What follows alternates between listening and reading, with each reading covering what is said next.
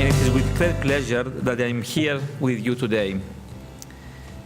The University of Cyprus promotes education through teaching and research and seeks to enhance the cultural, social, and economic development of Cyprus.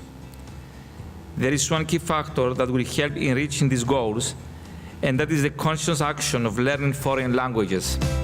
If your horizon and your world is this, then English is what you should be speaking, because this is what everyone does in business.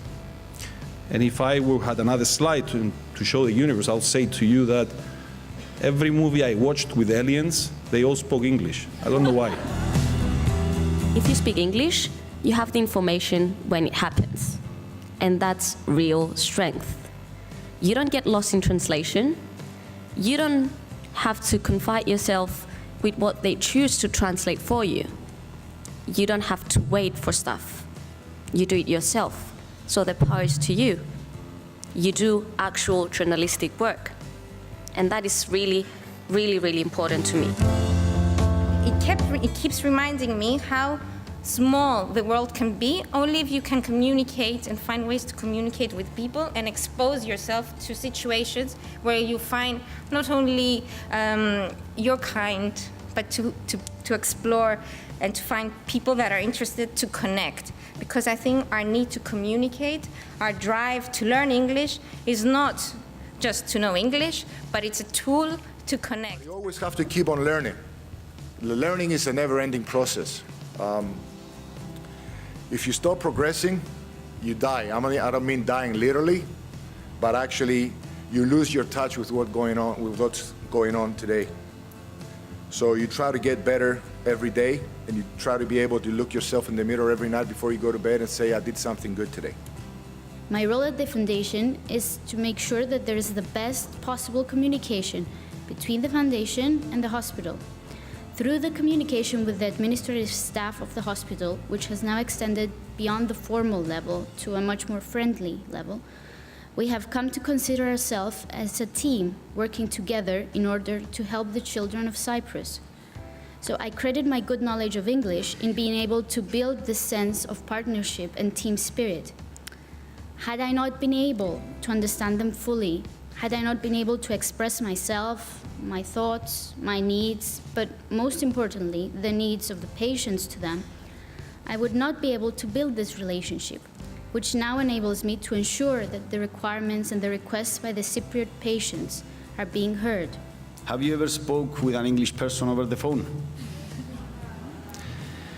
When I moved in Nottingham, I mean, even if you have 9 on IELTS, the real test is to speak with an English person over the phone. When I went to Nottingham, I went into my apartment and I called the company to arrange my internet. The result was that I said more than 10 times, "Can you repeat, please? Can you repeat, please?"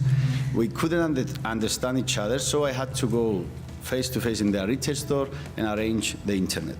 So what I want to say is that you will need English, you will need to be a fluent speaker of English if you are going to study in the UK for a master's degree.